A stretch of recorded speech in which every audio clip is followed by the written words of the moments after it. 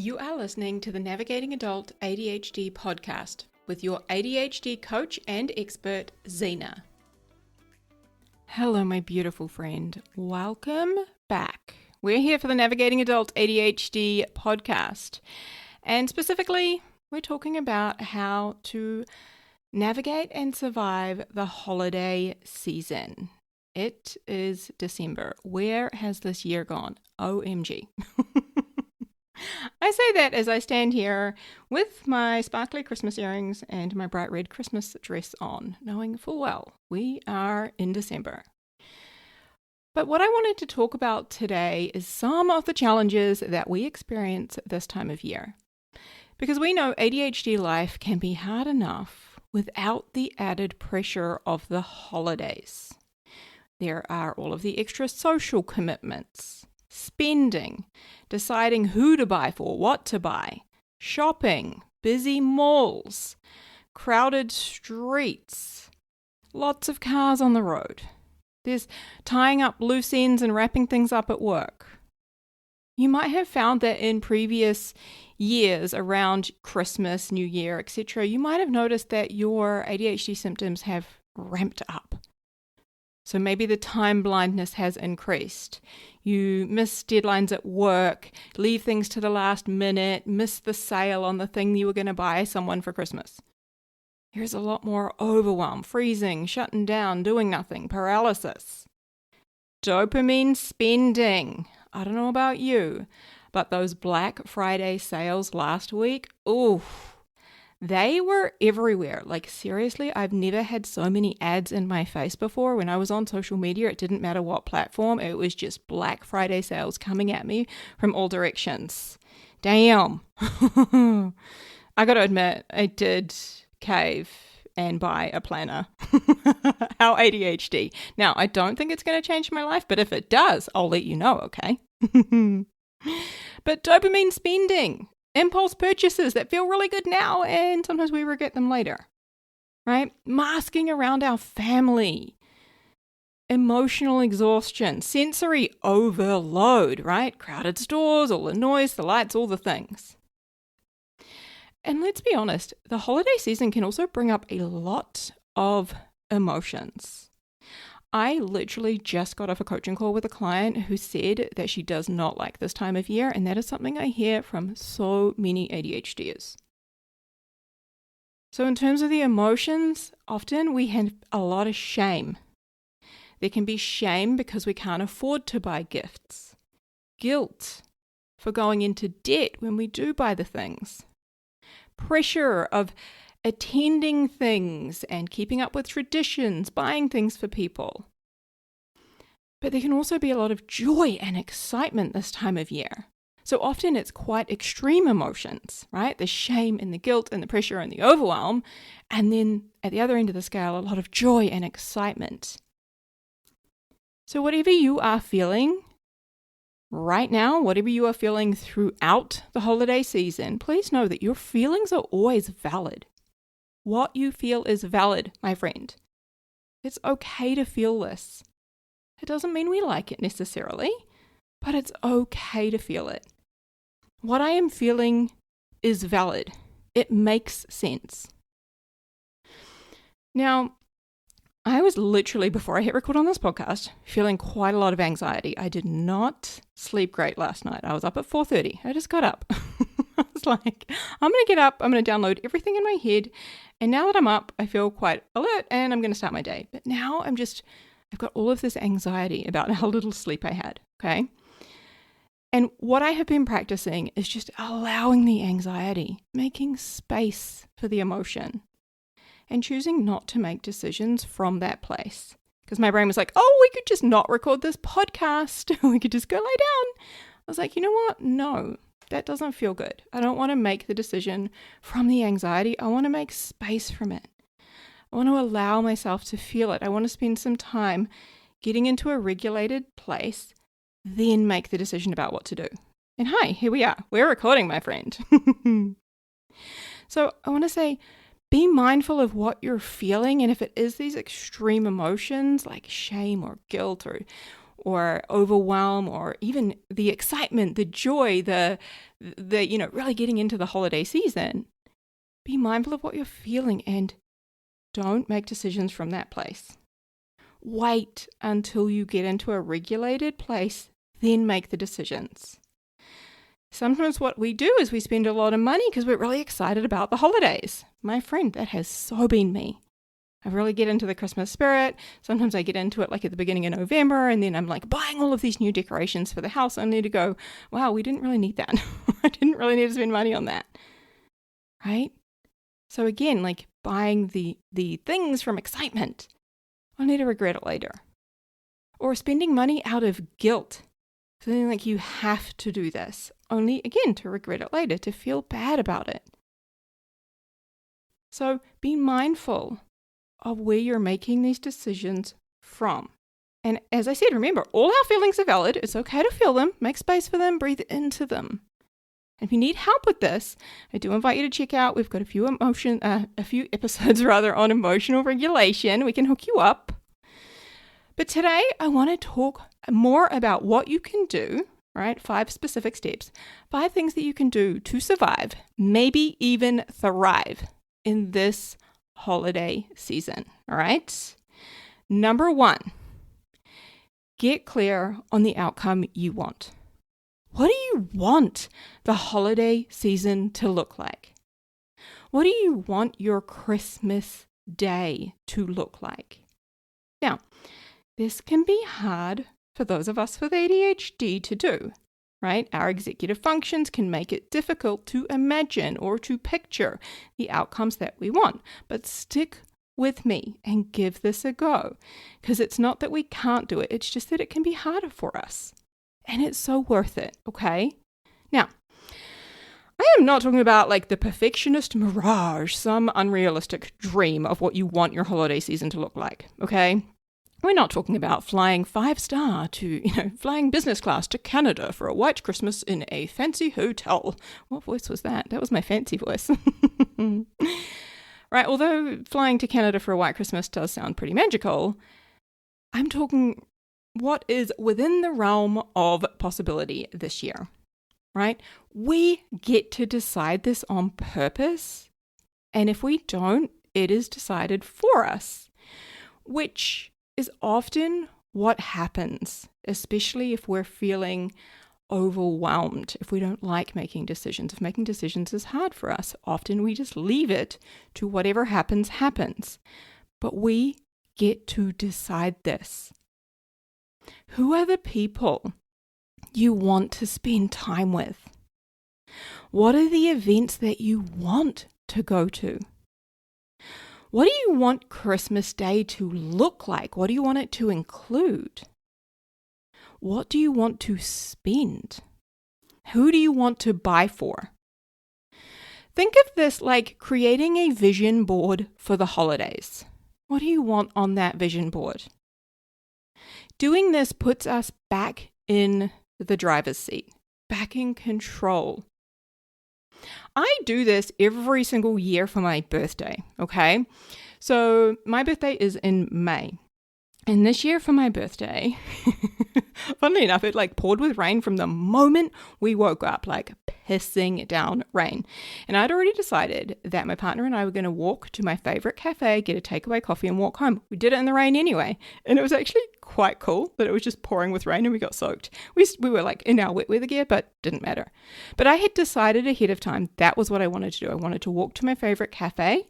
Then we were going to take a day trip, like an hour away from us. And I wanted to go to something called the Secret Spa hot tubs or something like this. And it was just in the forest, a hot tub in the forest. And it was, raining, which didn't matter at all. But I wanted to do something different, have a different experience. I wanted to have lunch out. I chose the restaurant I wanted to go to, right? I chose what we were going to have for dinner. I made sure we had my favorite bubbles in the fridge and it was cold. I created all of that and I enjoyed the day. If I want cake, I order cake or I make a cake, right? I do that for my birthday every single year. I used to wait for people to like buy me flowers. I always used to love getting flowers. I used to wait for somebody hopefully to buy me flowers only to be disappointed. or hopefully to make me a gluten-free, sugar-free, dairy-free chocolate cake. I know it sounds like it takes the joy out of it, but trust me, I found some good shit. I used to wait for this, only to end up often disappointed. So instead, I took control. What's the outcome I want? How do I want the day to be? And then I put that into action to make it happen. And we get to do this at Christmas. So my friend, number 1, get clear on the outcome you want. Create that vision board for the holidays. Number 2, decide what you want to spend intentionally. I don't know about you, but there have been some years in the past where I have spent a shit ton. And when I've gone to mentally add it up later, I've stopped calculating. So if you do not have money to spend this holiday season, still make decisions about what you want to do. How could you change things up and spend less and maybe even not buy gifts? What might that look like? Right? When we look at low-cost alternatives, it might be hand-making things. I remember in previous years, I handmade vases. I saw this really cool, creative thing on Pinterest maybe a number of years ago where you could get specific paint and you would get like a vase and you would paint it and like I put some glitter around the rim and stuff and then you'd fill it up with like chocolates and put a bow on it and it was like a cute little Christmas gift. So I've done things like that in previous years. I've made cards, like Christmas cards. I love creative stuff, right? And if you love creative stuff, this is fantastic. There are so many cool ideas out there now, especially with, TikTok and Instagram and all of these videos that we can watch showing us really creative ideas. That can keep the budget down. But again, decide intentionally how much you want to spend and who you want to spend it on. Do you want to buy gifts? If so, how much are you going to spend? Who are you going to buy them for? And if you still choose to buy gifts, even though you don't have money for this, how are you going to pay for it? Are you going to use a credit card? If so, which credit card are you going to use? What's the plan to pay that back? Even consider communicating to those that you would normally buy for that money is tight this year.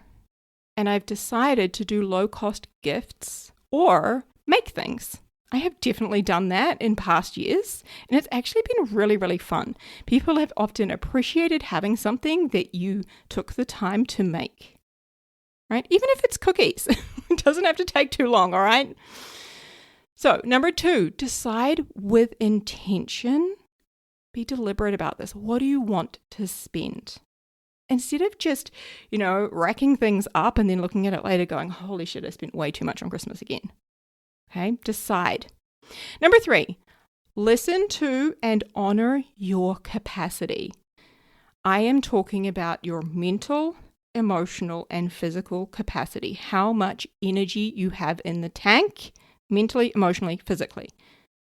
Right? This time of year comes with some extra demands, extra obligations, extra pressure. There's the holiday parties, right? The family expectations, the traditions, all the things. And what happens is we often say yes to things when we do want to say no, but we're not comfortable to say no, so we say yes. When we do this, right, when we say yes to, going to this event, when we say yes to they've got a disco on actually at my stepson's school this week. They've got a disco and they're looking for volunteers, right? So when we say yes to being a volunteer at the disco, do we really want to say yes to that? Because I'm a no. I'll tell you now, I am a no. Because if I say yes to that, mentally, emotionally, physically, that is going to drain me. That is going to take from my tank. And so often what happens is we keep saying yes to all of these things that we really wish we'd said no to, and we end up like hungover at the end. The holidays are over, we're going back to work, and we're depleted because we've done all of these things, said yes to all of these things to help other people, to please other people, not pleasing ourselves, right? We end up going back to work exhausted. I don't want that for you, my friend. I've been there. There is often this real pull this time of year to make other people happy at your own expense. Now, I have been working on this one for years. Hi, my name is Zena. I am a recovering people pleaser right here. It doesn't work. It doesn't work out well for you. Ask me how I know, right? Trying to make other people happy at our own expense. Oh my gosh, it is exhausting and it costs us so much mentally, emotionally, and physically. So we're actually going to talk a little bit about boundaries in number 4, okay? But this was 3. Number 3, listen to and honor your capacity mentally, emotionally, physically. Do I realistically have time for this? Is this something I want to give my time to? If I give my time to this, where might it be taking time from? So if we go back to the example of showing up to this disco and being a parent, a helper at this disco, right? If I do that, it's going to cost me an hour and a half, maybe 2 hours of my time. Do I want to do that? If I choose to do that, what's it taking from? It's taking from maybe my mental, emotional, and physical resources. Trust me, like this is just a hell no for me, because I would find it really draining that time of day to socialize with people I don't know, to watch all of these kids, like the overstimulation that time of day. I just know for me, that's like a huge drain. But so often, again, we would just say yes because we feel obliged. We feel like we should, and we don't feel comfortable saying no. You're with me? All right, that was number 3. Number 4, think about the relationships in your life and who you want to spend your time with throughout this holiday season, and practice boundaries. The B word. So over this period, right, like we are often spending a lot of money. We could be, connecting with a lot of different people. Where can you prioritize the connection? Where can you prioritize the relationships that you enjoy, the relationships that fill you up, the relationships where there is safety? That doesn't necessarily mean that these people are blood related. There's often a lot of pressure this time of year to spend time with blood related family. But where are the people that fuel you, that give life to you, that you feel really safe to be yourself with? Those are the people that we want to spend our time with deliberately over this period of time. Now, that doesn't mean that there won't be interactions with people that we would probably choose not to hang out with, given a choice, okay? We all have some family members who can be a challenge, let's be honest. And this time of year, yeah, it can be a lot. So this is where those boundaries come in. Set boundaries with those people who deplete you, with those people who you prefer not to be around. My friend, it is okay to spend less time with them. It is okay to say no. It is okay to take care of yourself. It is okay to prioritize the people who are safe and set boundaries with those who are not. So I'll give you an example of this in terms of like a boundary. If, say, you're spending Christmas Day with Uncle Tom and you and Uncle Tom butt heads and you find him very difficult to deal with, he's one of those people who doesn't believe in ADHD and invalidates it and all of this. You might decide if he starts talking about ADHD and it's really derogatory, or he starts talking about something that's very upsetting to you, he just starts pushing your buttons, okay? You might say, hey, I'm just going to take a time out and I'll be back in a little bit. And take yourself into another room.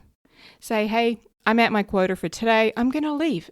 Leave, right? A boundary is what we do to take care of ourselves mentally, physically, emotionally. And that often involves taking a time out and leaving that situation. So often we try to change that person, tell them that they're wrong, tell them to stop doing what they're doing. And don't get me wrong. Yes, we can definitely communicate that, but it's what we do to take care of ourselves. And often that looks like removing ourselves from the situation. Okay, sometimes it's like taking a very long bathroom break.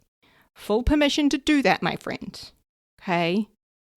Again, this time of year, there can be a lot of pressure, obligations, right? To be around, other people, But as an adult, you get to decide. My friend, you get to say no.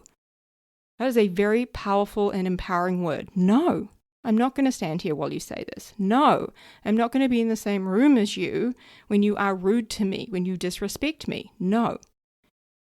So here, I wanted to give you a couple of different ways that you could do this, because I often find that if we have a script, if we practice or have something to say in certain situations, this can be incredibly helpful, right? We're prepared ahead of time for what to say. We say it, we leave. For example, you might say to somebody who's invited you to a holiday party, hey, thanks so much for the invite. I'm keeping things really simple this year, so I won't be able to make it. Right? Change that up however you like. Another one, say it's in regards to gifts, right? Gifts with your family. Maybe you would normally buy gifts for all of your nieces and nephews, and just communicating, hey, I'm doing low cost gifts this year, just so you know. My budget is a little bit tight and I'm honoring that. Another one, if you have decided that you're going to go and attend your friend's holiday party, but you know that you're likely going to be quite depleted if you stay, etc., you might say, I'll come for a couple of hours, but I just want you to know that I'm going to head off early. Okay? Again, having those scripts can really help to create confidence when it comes to communicating our boundaries, communicating what we need. So, my friend, number 4 is to think about the relationships that you want to spend time with during the holiday season, the ones that really fill you up, the safe ones, and also to practice boundaries. Number 5, make sure you are taking care of you. I think this is the most important one, and it's the first one to fall off the list. It really is. Don't forget about the things like sleep. My friend, rest. You deserve rest. Moving your body in a way that feels good for you. Drinking the water. Listening to your body, your brain. What do you need? What can you do to take care of yourself mentally, emotionally, physically? If you are getting coaching, if you're getting therapy, if you're getting counseling, lean into that. Maybe even have some extra sessions if that's something that you can afford right now. If it's not, download more podcast episodes. If you love this podcast, download the ones on like emotional regulation, on rest, on other things that you see would be beneficial this time of year. Look at audiobooks as well that could support you. And lean into that support. Remember that no matter what, right, you matter. Your basic needs matter. You don't have to sacrifice yourself to please others. Please, please, please, my friend, take care of you.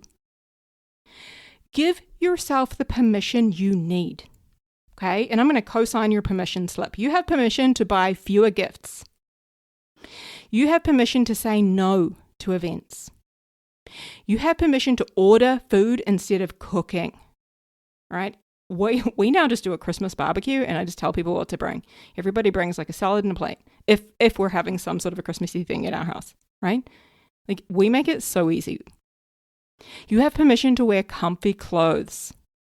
You have permission to leave early. You have full permission to skip traditions that drain you. And you have permission, my friend, to do Christmas your way. Okay? I co-sign your permission slip. Go right ahead. So, number 5, make sure you are taking care of you. You are the foundation of everything in your life. If you burn out, if you are depleted, it affects everything. Everything comes to a stop. Okay? Take care of you. Please. Please. And the last thing I wanted to say on this is holiday seasons can be sensory overwhelm, okay? So if you need to wear more comfortable clothing, please do that. If you need to bring earplugs, bring earplugs. Stick them in your bag, in your backpack, stick them in all the places now. If you need to leave the room because you are overstimulated, go for it. Toilets are a great place to take a break. I do it all the time. My time out in the toilet. Sit at the edge of social settings so that you can get away quickly or so that it's not as loud. If need be, use sunglasses. or hats if the lighting is too bright. The beautiful thing this time of year is there are a lot of like Christmas hats that you can wear that kind of disguise that you're actually trying to minimize the lighting. Great. Do that. Right? These are the things that empower and support your nervous system and help you to, what's the word I want? Dial back the sensory overwhelm. So I want you to imagine stepping into January, not being burned out, not feeling ashamed, not in this recovery mode, but instead feeling peaceful, feeling proud, feeling recharged, relaxed, maybe even excited for the year ahead, because you chose you during the holiday season. Okay? That is my wish for you. I really do hope that this episode has been helpful. Huge, huge, huge love as you navigate the holiday season. All right, take care, my beautiful friend. I'll speak to you soon. Hey friend, if you want some more help navigating and thriving with ADHD and some help applying everything that you're learning here on the podcast, then head over to our website, navigatingadultadhd.com.